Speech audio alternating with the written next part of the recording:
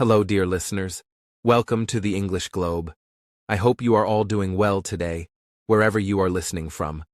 Thank you for joining us for another long-form English learning podcast, where we explore important global topics using clear, calm, and educational English that helps you improve your listening skills while also understanding how the world works.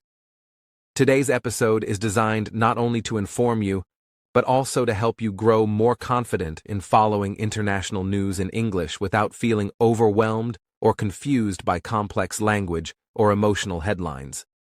Yes, welcome everyone to the English Globe, and thank you for being part of our learning community. This podcast is especially for English learners who want to listen to real-world topics explained slowly, carefully, and respectfully, so that learning English feels natural and meaningful. Today's discussion is serious, but our goal is understanding, not fear, and learning, not judgment. So please relax, listen carefully, and focus on how ideas are expressed in English. Today's topic is titled, Trump Orders Strike on ISIS in Nigeria. What really happened? You may have seen headlines, short news clips, or social media posts talking about a possible U.S. military strike linked to ISIS in Nigeria. And you may have noticed that different sources explain the situation in very different ways. Some headlines are dramatic, some are confusing, and some are very short, leaving out important background information that people need in order to understand the full picture calmly and clearly. And this is exactly why this topic is important for English learners. Many people can read simple English stories, but when international news appears, especially about politics, security, or global affairs, the language suddenly becomes harder, the sentences become longer, and the meaning becomes less clear. In this podcast, we slow everything down, explain ideas step by step, and help you understand not only what happened, but also how to talk about it in English using neutral and respectful language. It is also important to say clearly that this podcast is educational. We are not supporting violence, we are not promoting conflict, and we are not encouraging political opinions. Our purpose is to explain reported events, discuss why they matter in international relations, and help English learners understand how global news is analyzed in a responsible and professional way. Understanding a topic does not mean agreeing with it, and learning about global events does not mean taking sides. For English learners, following global news like this can actually be very helpful. You hear words related to geography, diplomacy, security, and international cooperation. And you see how careful language is used, such as saying according to reports, official statements suggest, or information is still being confirmed. These expressions are very common in professional English, and listening to them repeatedly helps you understand how educated speakers communicate uncertainty and responsibility. This topic is also important because it connects several parts of the world. It involves the United States, Nigeria, West Africa, and international security organizations, showing how events in one region can attract attention far beyond national borders. In today's globalized world, decisions made by powerful countries often have effects in other regions, and understanding these connections helps listeners develop a broader and more mature understanding of world affairs, which is an important skill both in English learning and in general knowledge. As you listen today, you do not need to remember every detail or every word. Instead, focus on understanding the main ideas, noticing how sentences are formed, and hearing how Adam explains complex information in a calm and logical way. Over time, this kind of long-form listening practice will help you feel more comfortable with English news podcasts, documentaries, and interviews, which is exactly why the English Globe exists. Before we continue further into today's discussion, we would like to kindly ask for your support. If you find this podcast helpful for improving your English listening skills and understanding global topics, please take a moment to like this video and subscribe to the English Globe on YouTube. Your support helps this channel reach more learners around the world who are trying to improve their English in a serious and meaningful way. We would also love to hear from you in the comments section. Please tell us where you are listening from, whether it is Asia, Africa, Europe, the Middle East, or anywhere else in the world. Sharing your location helps us understand our global audience, and it also creates a sense of connection among learners who may be listening to the same podcast from very different countries and cultures. And if you feel comfortable, you can also share your opinion about today's topic in the comments. You do not need to write perfect English. Simple sentences are completely fine. The goal is expression, not perfection. Writing comments in English is another powerful way to practice what you are learning through listening, and your thoughts may also help other listeners see the topic from a new perspective. So now that we have introduced today's topic, explained why it matters, and invited you to be part of the conversation, let us move forward step by step. In the next part of this podcast, we will begin by explaining who ISIS is in the West African context and how this group is different from what many people imagine when they hear the name. Please stay focused, keep listening, and remember that every minute you spend with English like this is an investment in your future fluency. To understand today's news clearly, it is very important to first understand who ISIS in West Africa actually is, because many people hear the name ISIS and immediately imagine one single global organization acting the same way everywhere. But in reality, the situation is much more complex, and understanding this complexity helps English learners follow international news with more confidence and less confusion. ISIS in West Africa is officially known as ISIS West Africa Province, often shortened to ISWAP, and it operates mainly around the Lake Chad region, which includes parts of Nigeria, Niger, Chad, and Cameroon, making it a regional group rather than a centrally controlled global force. So, Adam, just to make this very clear for our listeners who are still learning English, when we say ISWAP, we are not talking about the main ISIS group that many people heard about in Iraq or Syria years ago, but instead we are talking about a regional branch, meaning a local group that uses the ISIS name but operates mostly on its own inside West Africa. Correct? Yes, exactly. Julia, that is a very important point, and this is where many misunderstandings begin. The original ISIS, sometimes called the core group, was mainly based in the Middle East and followed a specific ideology, leadership structure, and strategy, but as that core group lost territory and power, smaller extremist groups in different regions began to declare loyalty to the ISIS brand, which allowed them to gain attention, resources, and recognition, while still operating according to their own local conditions and challenges. This idea of a group using a larger name sounds a little similar to a company having branches in different countries, where each branch follows the main idea, but works differently depending on the local culture and environment.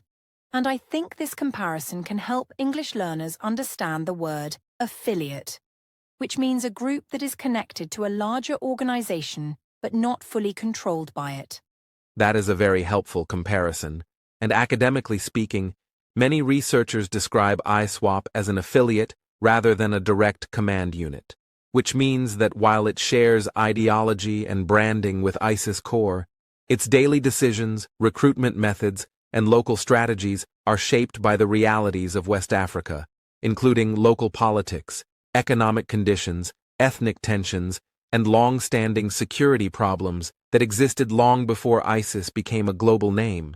When English learners hear the word ideology, they sometimes feel confused, but in simple terms, ideology just means a set of beliefs or ideas about how the world should be organized, and in this case, ISWAP follows a very extreme ideology that uses religion in a violent and political way, which most people in the region strongly reject, even though the group tries to present itself as a defender of local communities.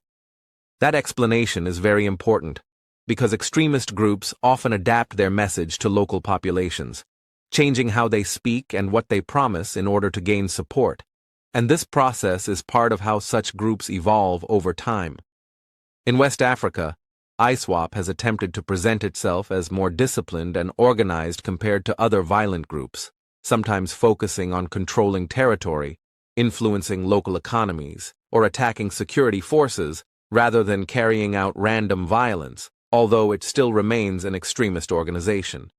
So when we say that these groups adapt to local conditions, we mean that they study the environment they are operating in, such as poverty levels, government presence, and social tensions, and then adjust their behavior to survive, which helps English learners understand that extremism is not only about ideas, but also about context and opportunity. Absolutely. And this is why academic discussions about extremism focus on long-term causes rather than just individual events. In the Lake Chad region, for example, issues like unemployment, weak state institutions, limited education access, and historical neglect have created conditions where extremist groups can recruit members more easily, especially young people who feel disconnected from the state. Although it is very important to say that the vast majority of people in these regions strongly oppose such groups. For English learners, this section is also a good example of how complex political topics can be explained using calm and neutral language, without emotional or violent descriptions, which is very useful when listening to professional news or academic discussions. Words like regional branch, insurgency, and affiliate are often used instead of dramatic language, and understanding these terms helps learners sound more educated and confident when discussing global issues.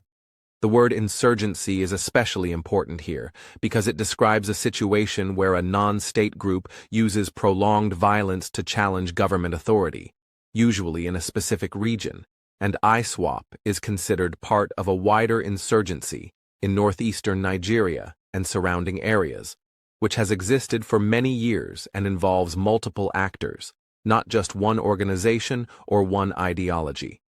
Listening to this explanation also helps learners practice following long sentences, which are very common in English when people explain political or historical topics. And even if you do not understand every single word, understanding the main idea is already a strong step forward in improving your listening skills. To summarize this part in a clear way, ISIS in West Africa is not the same as the original ISIS core group, but rather a regional affiliate that has adapted extremist ideology to local conditions, operates mainly in the Lake Chad region, and functions within a broader insurgency shaped by social, economic, and political challenges, which is why understanding background and evolution is necessary before discussing any reported international action related to the group. And for our listeners, this background knowledge will make the rest of the podcast much easier to follow. Because when you hear news about security operations, international cooperation, or foreign involvement, you will now have a clearer mental picture of who is involved, how these groups function, and why simple headlines often fail to explain the full reality. With this foundation in place, we can now move forward to discuss the regional security situation and why Nigeria and West Africa remain important in global discussions, always keeping our focus on learning English through careful explanation and thoughtful listening, rather than reacting emotionally to complex news stories. To understand Nigeria's security situation in a calm and realistic way, it helps to first look at the country from a regional perspective, because Nigeria is not only the most populous country in Africa, but also a central geographic and economic anchor in West Africa, meaning that challenges inside its borders often affect neighboring countries as well. Nigeria is located along the Gulf of Guinea, with borders touching Niger to the north, Chad to the northeast, Cameroon to the east, and Benin to the west, and this position makes the country a major crossroads for trade, movement, and regional cooperation. For English learners, it may help to imagine Nigeria as a large bridge connecting different parts of West Africa, where people, goods, and ideas move across borders every day. Because when you picture the map in your mind, the news becomes easier to understand. When you hear phrases like northeastern Nigeria or border regions, You can connect those words to real places instead of abstract concepts, which makes listening to long explanations much less tiring. Nigeria faces several security challenges at the same time, and this is one reason why news reports often sound complex or overwhelming. In the Northeast, groups like Boko Haram and ISWAP have been involved in a long-running insurgency, while in other parts of the country there are issues related to banditry, local conflicts, and organized crime, all of which place pressure on security forces and local governments. It is important to understand that these challenges are not isolated events, but part of a wider pattern that has developed over many years. When listeners hear many group names and locations in one sentence, it can feel confusing, but focusing on direction words like north, south, border, and region can really help. These directional words are very common in English news, and learning to recognize them allows you to follow the story even when the topic is unfamiliar or difficult. Boko Haram is one of the earliest extremist groups in northeastern Nigeria, and its activities over time contributed to instability in the region. But as the situation evolved, different factions emerged, including ISWAP, which we discussed earlier. These groups do not operate in isolation because their movements, supply routes, and areas of influence often cross national borders, which is why Nigeria's security challenges are also shared by neighboring countries such as Niger, Chad, and Cameroon. This is a good moment for English learners to notice how Adam uses careful language, such as contributed to instability, or emerged over time, instead of emotional or dramatic expressions. This kind of neutral language is very common in professional English, and practicing it helps learners speak and write more clearly when discussing serious topics. Because the challenges extend beyond one country, regional forces play an important role in addressing security concerns. Countries around Lake Chad have worked together through joint efforts to share information, coordinate patrols, and support each other's security operations, showing that modern security issues often require cooperation rather than isolated national responses. This regional approach reflects the understanding that borders on a map do not always limit the movement of non-state groups. Understanding this idea also helps with English comprehension, because words like regional cooperation, joint operations, and cross-border movement appear frequently in international news. When you already know that Nigeria is connected to several neighboring countries, these expressions become much easier to understand and remember. Nigeria's strategic importance in West Africa goes beyond security concerns because it is also a major economic engine, a large energy producer, and a key diplomatic actor in regional organizations. Stability in Nigeria affects trade routes, investment, and political balance across West Africa, which is why international partners often pay close attention to developments inside the country, especially when security challenges threaten broader regional stability. For learners, this shows how geography, economics, and politics are often connected in English discussions. When you hear that a country is strategically important, it usually means that its location, population, or resources give it influence beyond its borders.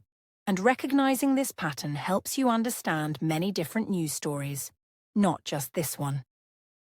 Another important point is that Nigeria's security forces operate under difficult conditions, balancing the need to protect civilians, maintain territorial integrity, and cooperate with regional partners, while also facing logistical and institutional challenges.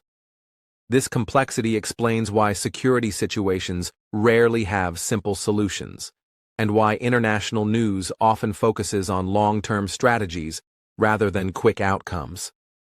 Listening to explanations like this without interruption is excellent practice for English learners, because it trains your mind to follow long ideas from beginning to end, even when sentences are complex. You do not need to understand every word immediately. Instead, try to understand the general meaning and how the ideas connect, which is exactly how native speakers listen to serious discussions. In summary, Nigeria's security situation must be understood as part of a wider regional context, involving geography, neighboring countries, historical challenges, and cooperative efforts, rather than as a single isolated problem. This broader perspective helps listeners understand why Nigeria often appears in international security discussions and why developments there attract attention from regional and global actors. With this regional picture in mind, our listeners are now better prepared to understand why international reactions, foreign involvement, and diplomatic discussions take place when security developments occur in Nigeria, and how following such topics can significantly improve your ability to understand advanced English used in global news and analysis. When news breaks about military actions or security decisions, especially involving well-known political figures like former President Donald Trump, it is very important to slow down and carefully separate what has been reported from what has been officially confirmed, because headlines often move faster than facts and can create strong impressions before all details are clear. In this case, several media outlets reported that Trump ordered or approved a strike connected to ISIS activity in Nigeria, but responsible analysis requires us to look closely at what language was actually used by officials and what information was supported by reliable sources. This is a very important skill for English learners because many headlines use strong words to attract attention.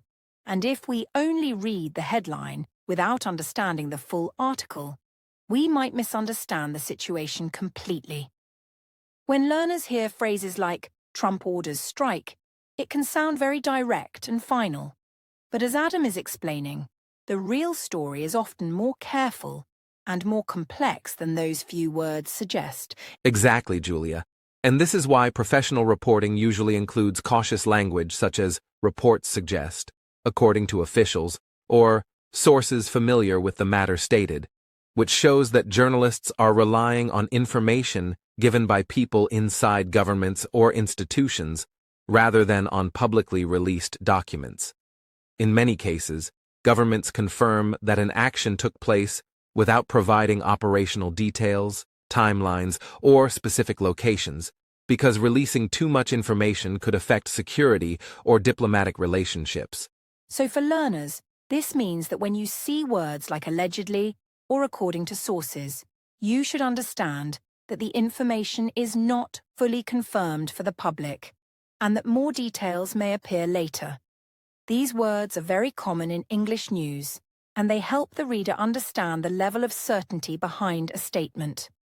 Another important distinction is between what officials stated and what journalists or commentators interpreted. Officials may say something very limited, such as confirming cooperation with partners or acknowledging counterterrorism efforts, while headlines may interpret this as a specific action ordered by a particular leader. This does not necessarily mean the headline is false, but it does mean that readers should look for direct confirmation rather than relying only on summaries. For English learners, a good habit is to ask simple questions while reading or listening, such as, who said this? Was this officially confirmed? And is this information coming from one source or many sources? Asking these questions helps you become a more critical reader and listener, and it also improves your understanding of how English news language works. It is also important to understand why confirmation is often limited in security-related topics.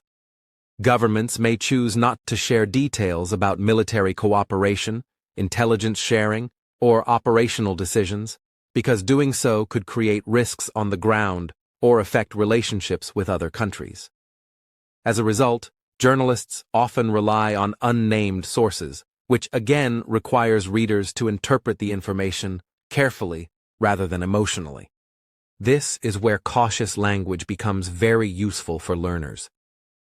Modal verbs like may, might, could, and appears to are often used to describe situations that are still developing.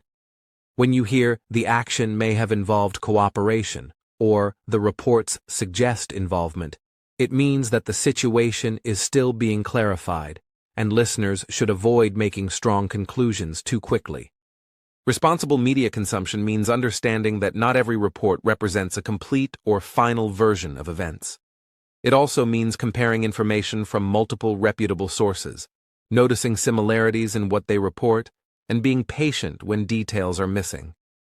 In international affairs, clarity often comes gradually, not immediately, and this is why analysts prefer careful language over dramatic statements. For English learners, this section is especially helpful because it shows how professionals talk about uncertainty without confusion.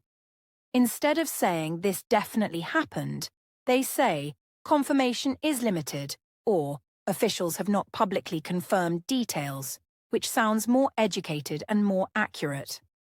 Practicing this kind of language can greatly improve how you discuss news topics in English. So when we ask the question, what did Trump order? The most responsible answer is that reports indicate a decision related to counterterrorism efforts involving ISIS-linked activity in Nigeria, while official confirmation remains limited and carefully worded, and many details have not been publicly released. This careful explanation respects facts, avoids speculation, and reflects how serious topics are discussed in professional English. And for our listeners, the key lesson here is not only about this specific news story, but about how to read and listen to news in general. Learning to separate claims from confirmed information will help you understand global events more clearly, avoid misinformation, and develop stronger English skills at the same time. With this understanding of careful language, sources, and confirmation, we can now continue our discussion with a clearer mindset, focusing on analysis rather than headlines, and using English as a tool for thoughtful understanding rather than quick reactions. When people hear that the United States may be involved in security actions far from its own borders, a very natural question arises, which is why the U.S. would act in a country like Nigeria, and answering this question requires us to think in terms of long-term strategy rather than short-term events or individual personalities. U.S. foreign policy in Africa, especially in recent decades, has focused largely on counterterrorism, regional stability, and partnership with local governments, rather than large-scale military presence or direct control. For English learners, the phrase strategic interest can sound very abstract, but in simple terms, it means that a country cares about something because it affects its safety, economy, or global relationships. It is similar to how a family might care about the safety of a nearby neighborhood, even if they do not live on every street, because problems there could eventually affect them as well. That is a very useful analogy, Julia, because in international relations, countries often act to prevent problems from growing larger over time. From a strategic point of view, extremist groups operating in one region can create instability that spreads across borders, affects trade routes, encourages illegal trafficking, and increases humanitarian crises, all of which can indirectly affect global security, including the interests of countries far away, such as the United States. This also helps learners understand cause and effect explanations in English, because Adam is explaining that one action, like instability in a region, can lead to several effects, such as economic disruption or migration pressure.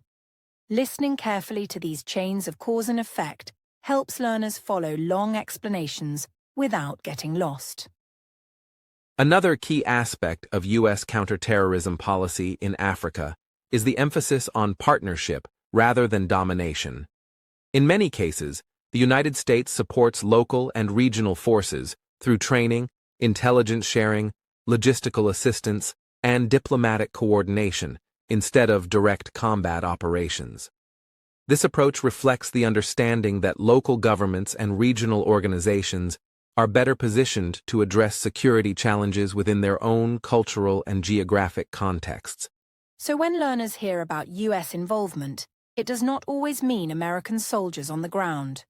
Often it means support operations, which are actions that help local partners do their work more effectively, similar to how a teacher supports a student by giving guidance rather than doing the homework for them.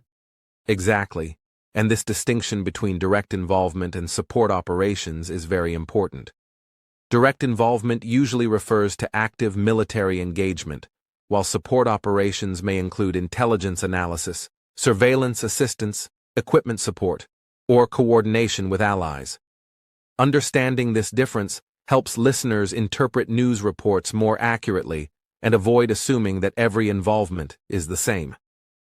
For English learners, this is also a good moment to notice abstract vocabulary such as cooperation, stability, prevention, and long-term objectives. These words appear often in political discussions, and while they may seem vague at first, repeated exposure in clear explanations helps learners understand how they are used in context.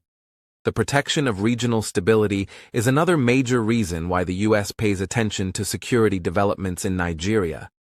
As we discussed earlier, Nigeria plays a central role in West Africa due to its population, economy, and political influence, so instability there could affect neighboring countries and regional organizations.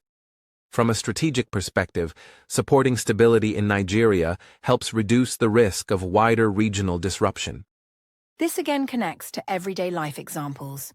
Just as a problem in one large building can affect nearby buildings, instability in a major country can affect an entire region.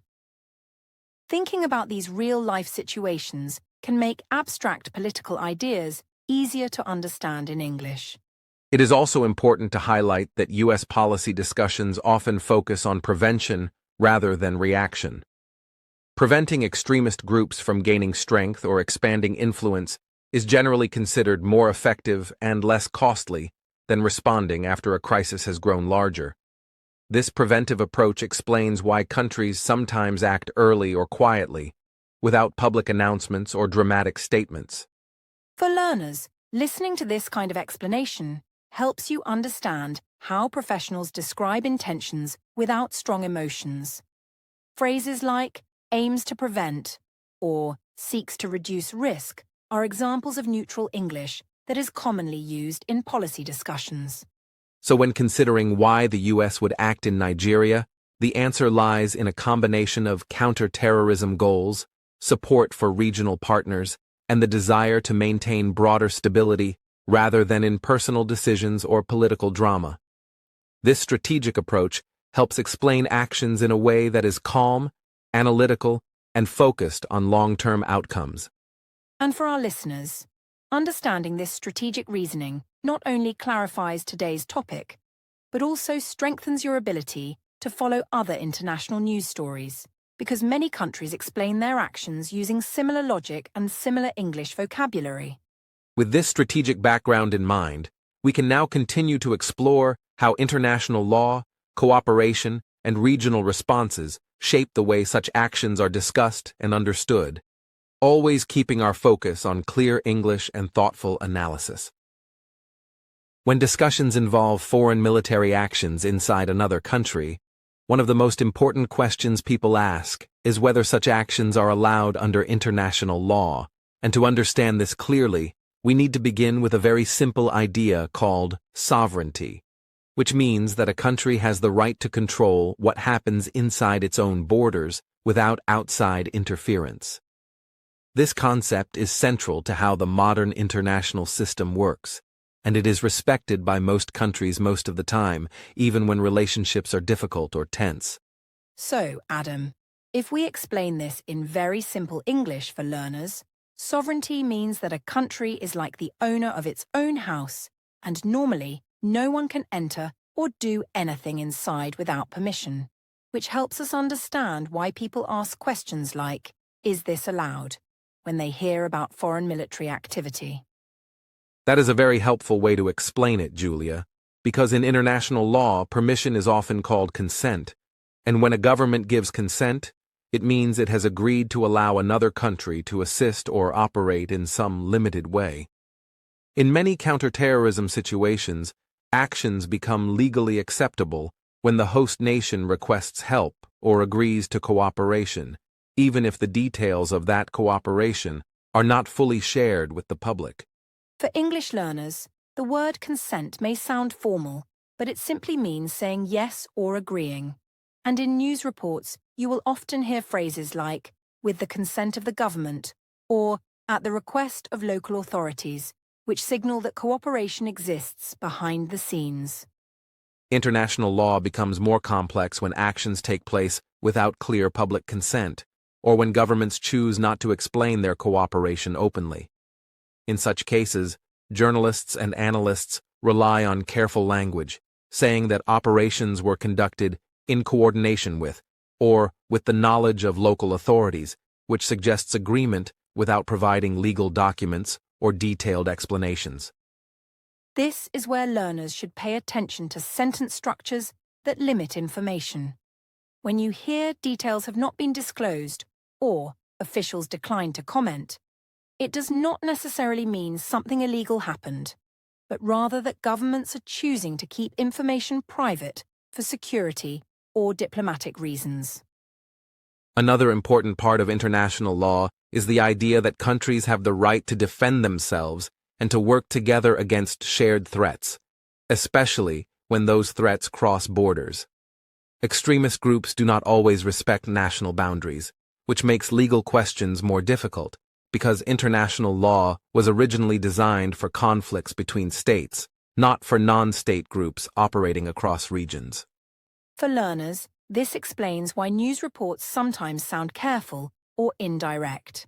Instead of saying something is completely legal or illegal, journalists often say it is legally complex or subject to interpretation, which shows that the situation does not fit into simple rules. Host nation cooperation plays a very important role in reducing legal tension, because when countries work together through shared intelligence, joint planning, or limited support operations, their actions are generally viewed as more legitimate under international norms. This cooperation often happens quietly, through military and diplomatic channels, rather than through public announcements.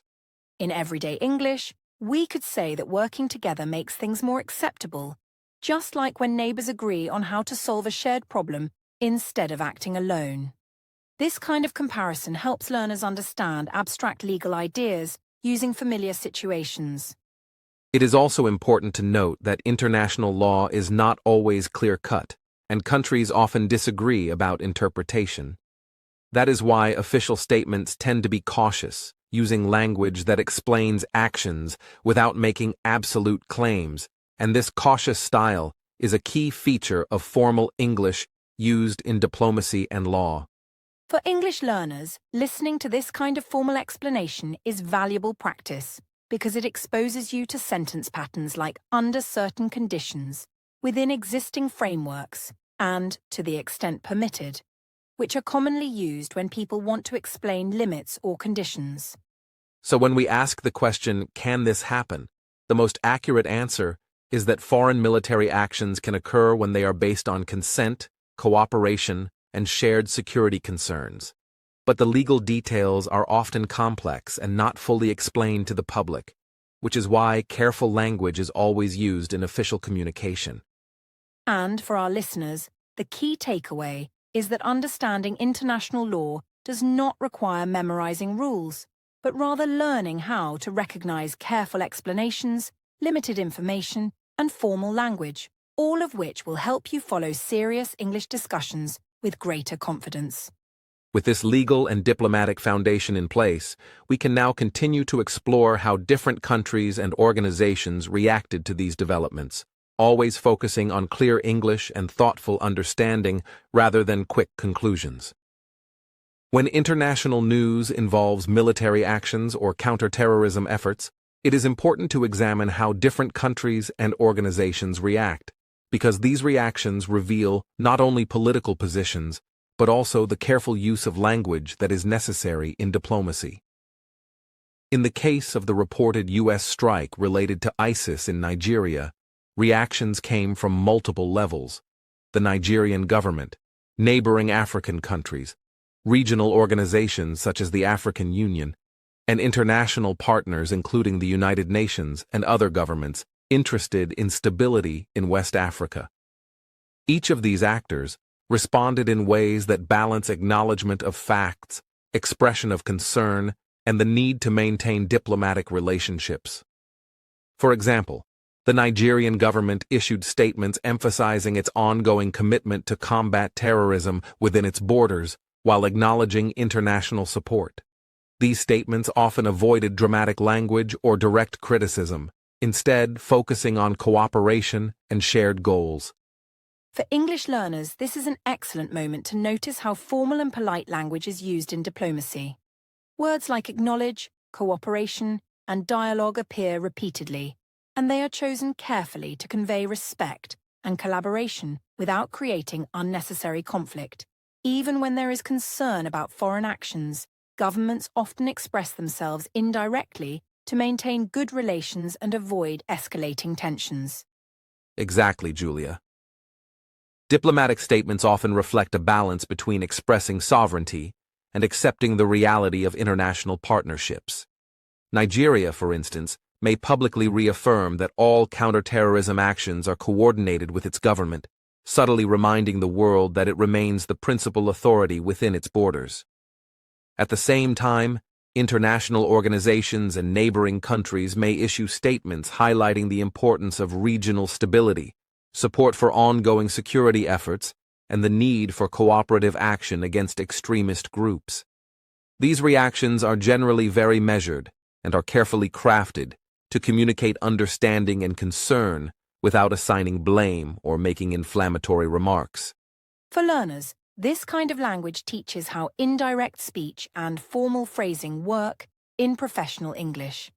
Instead of saying, "We are angry about this," or "They should not act here," officials might say, "We emphasize the importance of cooperation," or "We acknowledge ongoing efforts to address security concerns."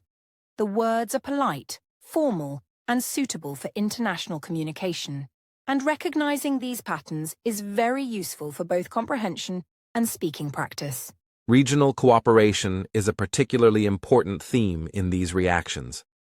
Countries surrounding Nigeria, including Niger, Chad, and Cameroon, have a direct interest in reducing threats that cross borders, and they often issue statements stressing collaboration with Nigerian authorities and international partners. These statements emphasize that security challenges in one country can affect multiple nations, which is why a collective approach is preferred. Regional organizations, like the African Union, may also release statements encouraging dialogue, coordinated efforts, and information sharing, showing how diplomacy and cooperation are central to addressing complex security situations. Learners can see the repeated emphasis on collaboration and dialogue as an important element of formal English. Words such as cooperation, joint efforts, and partnership are repeated intentionally in diplomatic language to convey positive intent and shared responsibility. These are not words we use in casual conversations with friends, but in formal or professional contexts, they are essential for demonstrating respect and understanding. Another key point is that governments often avoid overly emotional or judgmental language when discussing sensitive matters. Terms like condemn are used sparingly and only in specific contexts, often when there is a need to clearly signal disapproval of violent actions or human rights violations. At the same time, words like acknowledge or note with concern are employed to express awareness of a situation without escalating tensions. By carefully choosing words, governments manage both public perception and diplomatic relationships. For English learners, paying attention to these nuances is valuable. Polite and formal expressions may seem indirect, but they are very precise in meaning. For example, when an official says, "We note with concern the recent developments," it communicates careful attention and slight disapproval without direct accusation. Understanding this subtlety is important for interpreting news and international statements accurately. Statements from international organizations also follow similar patterns. The United Nations, for example, often issues announcements that emphasize humanitarian concerns, adherence to international law, and encouragement of dialogue between all parties. Such language aims to maintain neutrality while promoting stability and cooperation.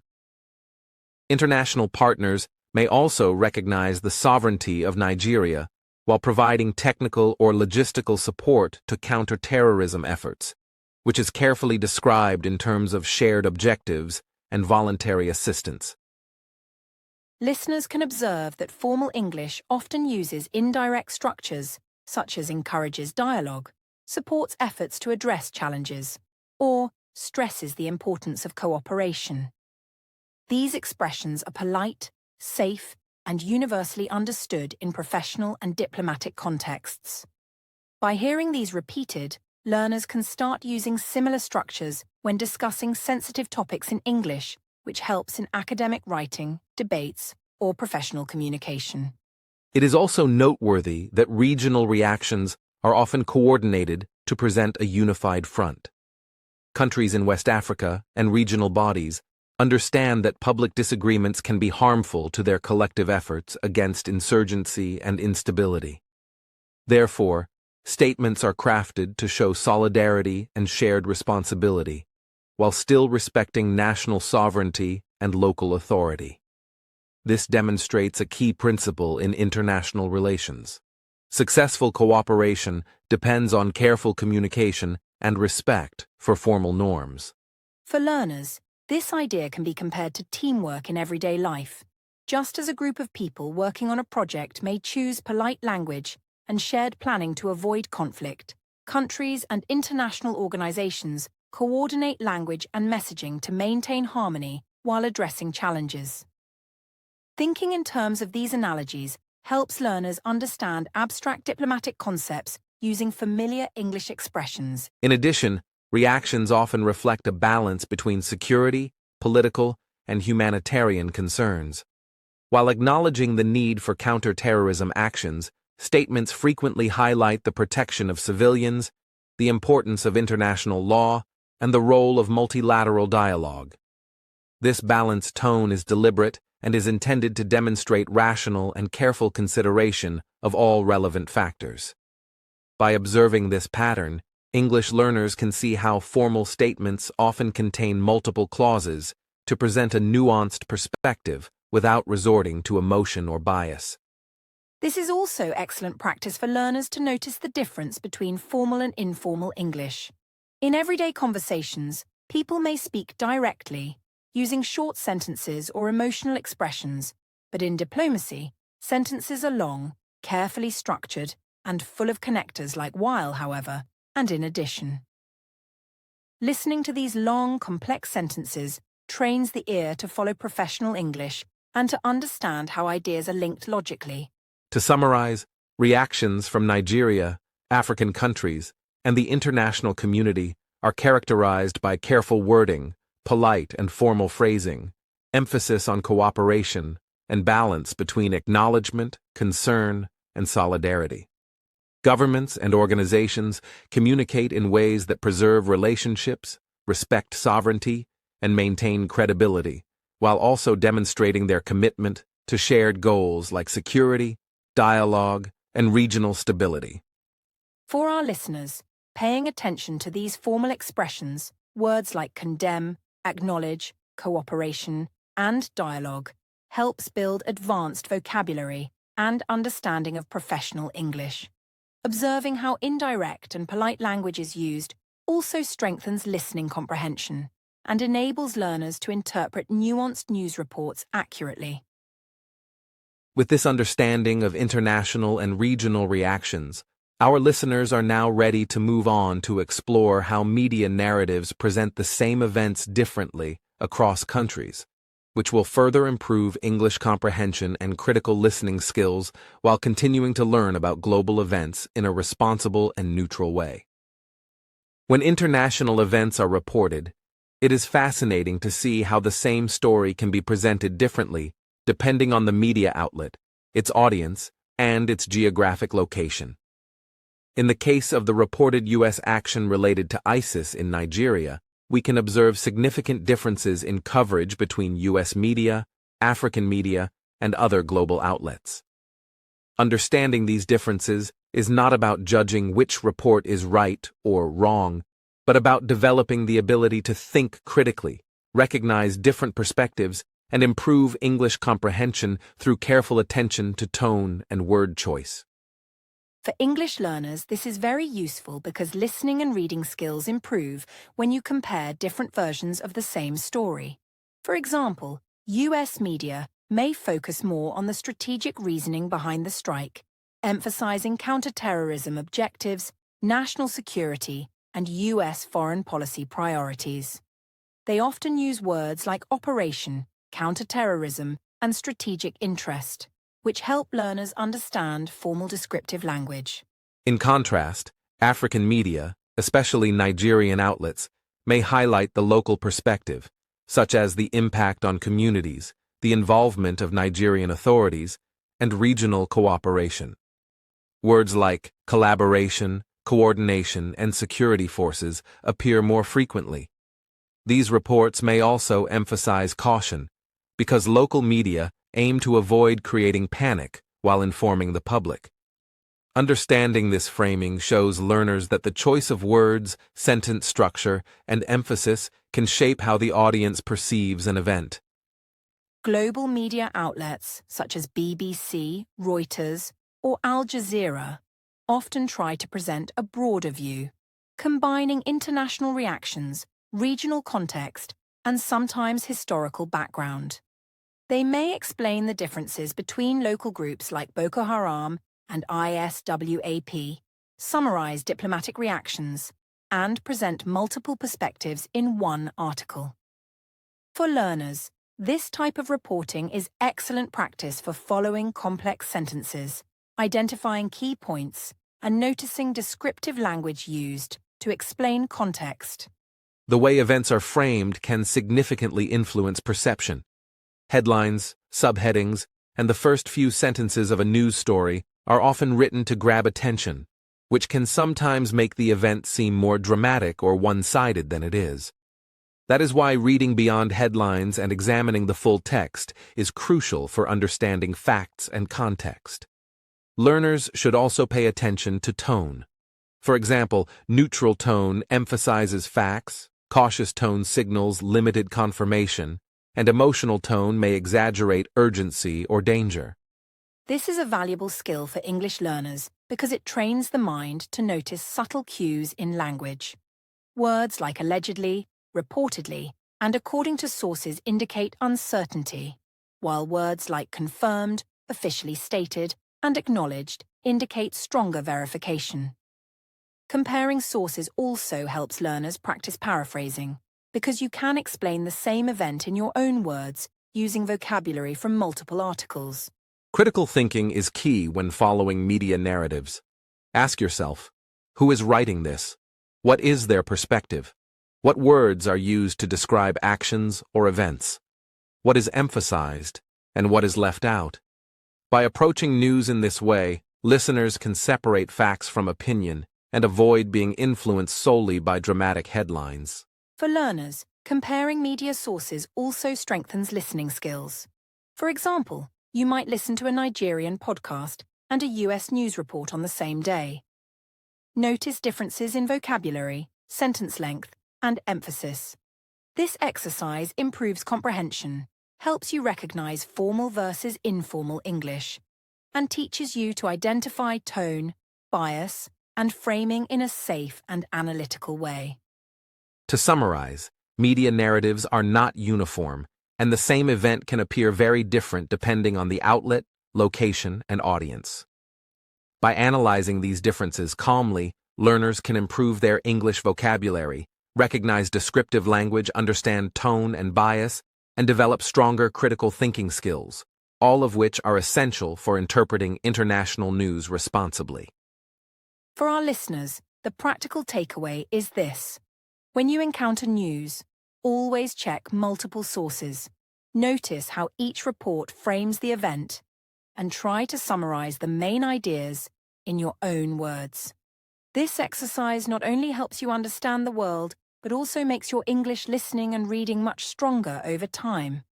With these skills in mind, we are ready to move forward and explore the next section, which focuses on potential consequences and reactions from the ground, helping learners understand cause and effect relationships while continuing to practice clear, formal English.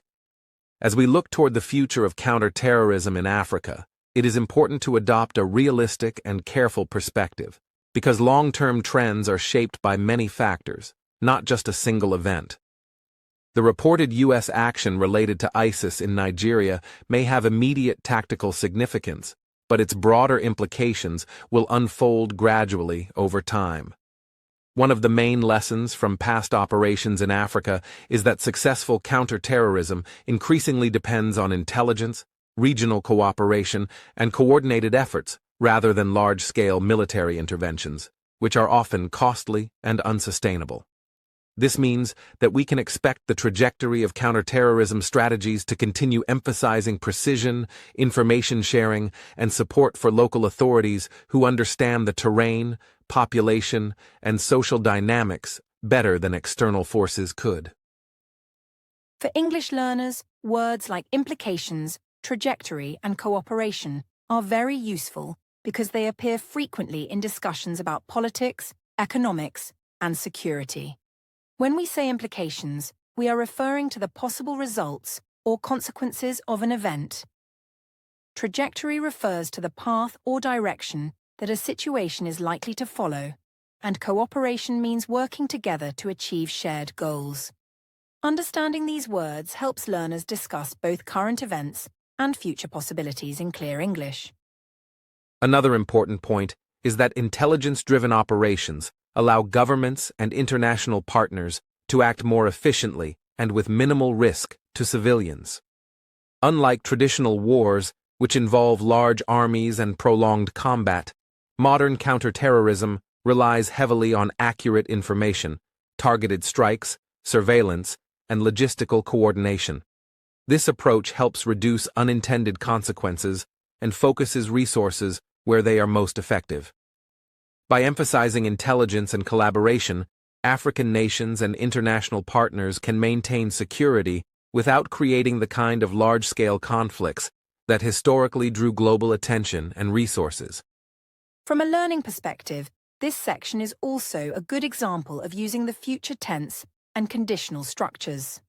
For instance, sentences like, "We can expect the trajectory of counter-terrorism strategies to continue emphasizing intelligence and cooperation," or, "If governments work together, they will be more effective at preventing extremist growth," help learners practice talking about future events and hypothetical situations. These structures are very common in professional English and formal discussions about policy. It is also important to note that predictions about security trends are always cautious, because circumstances can change quickly. Factors such as political instability, economic conditions, or sudden shifts in extremist tactics can influence outcomes. Therefore, analysts often discuss likely scenarios rather than definitive results, using phrases like "is likely to," "may result in," or "could lead to," which are helpful for learners to understand and use when talking about complex topics in English. Simplifying this for learners, we can say that in the future, African countries will probably continue to fight extremist groups mainly by sharing information, helping each other, and targeting specific threats carefully. Large wars are unlikely, and actions will focus on preventing growth rather than reacting after problems become very big. Using simple English to describe future possibilities helps learners connect complex ideas to everyday understanding. Regional cooperation will remain central to long-term success. Countries in West Africa and regional organizations such as the African Union and ECOWAS are likely to strengthen mechanisms for intelligence sharing, joint operations, and strategic planning. This cooperation not only makes counterterrorism efforts more effective, but also demonstrates that security challenges are best addressed collectively rather than by single nations acting alone. By focusing on partnerships, governments can achieve sustainable results without creating widespread disruption. For English learners, the phrase "addressed collectively" is useful because it illustrates formal English usage. Instead of saying "solved by themselves," which is more casual, formal expressions like "addressed collectively" are common in professional writing and speaking. Recognizing and practicing these patterns allows learners to express nuanced ideas accurately and confidently. Another key aspect is understanding the broader implications of current actions. Each operation, intelligence initiative, or coordinated effort contributes to the overall trajectory of counterterrorism in the region. Over time, consistent emphasis on collaboration, information sharing, and local capacity building is likely to make extremist groups less able to operate openly or expand their influence, even if isolated incidents continue to occur. This section is also helpful for learners because it shows how to connect cause and effect when discussing the future. For example, if intelligence sharing improves, extremist groups may find it harder to coordinate attacks, demonstrates a clear link between actions taken today and potential outcomes tomorrow. Practicing these structures strengthens both comprehension and speaking ability in formal English discussions. In summary, the future of counterterrorism in Africa is likely to emphasize intelligence, regional cooperation, and targeted actions rather than large-scale conflict. By focusing on realistic strategies, understanding implications, and anticipating the trajectory of security efforts, analysts and governments can plan carefully and minimize risks. For English learners, discussing these future possibilities provides an excellent opportunity to practice formal vocabulary, future tense, and conditional language while following real-world events responsibly. And for our listeners, the main takeaway is that careful analysis and collaboration will shape the trajectory of security operations in Africa. By recognizing patterns, understanding key vocabulary like implications, trajectory, and cooperation, and practicing future and conditional sentence structures, you can improve your English while following global news in a thoughtful and informed way. With this understanding of the long-term perspective, we are now ready to move into the final section of our podcast, where we will summarize today's discussion, reflect on key vocabulary, and provide guidance for improving English listening and comprehension skills while engaging with complex international topics. As we reach the final part of today's podcast, it is useful to pause and calmly summarize the key points we have discussed, because understanding is more important than forming immediate opinions, especially when following complex international news. We began by introducing the reported U.S. action related to ISIS in Nigeria, emphasizing the need to separate claims from confirmed information. We learned that while headlines can suggest immediate action, careful reading and listening to official statements reveal that confirmation is often limited, and language such as allegedly, according to sources, and confirmation is limited signals uncertainty. Recognizing these cues is an essential skill for anyone who wants to follow global events responsibly, because it prevents misunderstanding and allows listeners to process information thoughtfully rather than emotionally. For English learners, this is also a reminder that words we hear repeatedly in news reports are often chosen very carefully.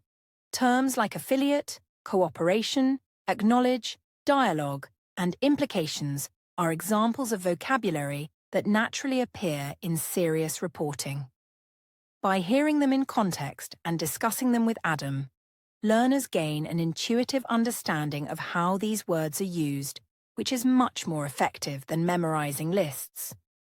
Listening carefully and noticing these repeated words and phrases helps you internalize their meaning and usage, improving both comprehension and speaking skills.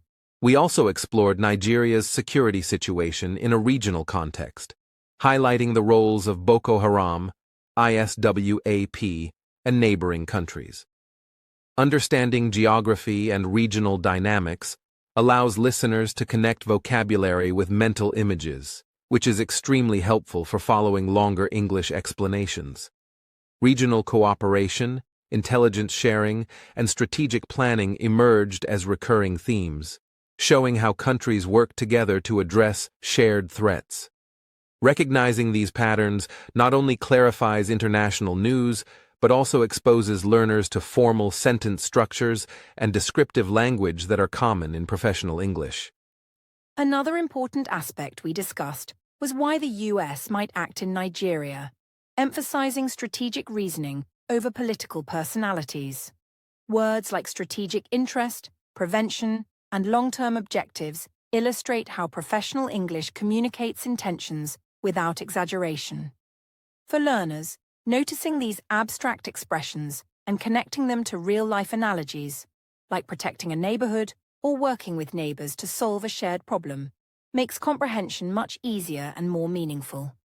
We then examined international law and sovereignty, learning that foreign military actions are complex and require host nation consent to be widely accepted. Terms like sovereignty, consent, and legally complex appeared frequently in statements from governments and international organizations. Understanding how careful language, conditional expressions, and formal phrasing are used helps learners follow serious discussions while avoiding misunderstandings. The emphasis on cautious wording, neutrality, and procedural clarity also illustrates how formal English conveys precise meaning without emotional exaggeration. Next, we looked at reactions from Nigeria, Africa, and the international community. Listening to formal statements teaches learners about polite and indirect English. Words like acknowledge, condemn, cooperation, and dialogue are central to professional communication. By comparing statements from local, regional, and international sources, learners also practice understanding subtle differences in tone, emphasis, and framing. This helps build critical thinking and analytical listening skills while improving vocabulary for diplomacy, governance, and global reporting. Media narratives were another key topic. We explored how U.S., African, and global outlets can report the same event differently, with variations in framing, emphasis, and tone.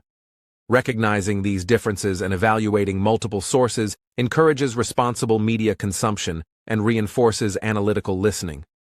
Vocabulary and sentence patterns used to signal uncertainty, like may result in, is likely to, and according to sources, help learners navigate professional English while avoiding misinterpretation. We also examined the future of counterterrorism in Africa, emphasizing intelligence, cooperation, and realistic expectations. Words such as implications, trajectory, and cooperation appeared naturally, and conditional and future tense structures helped learners discuss potential developments.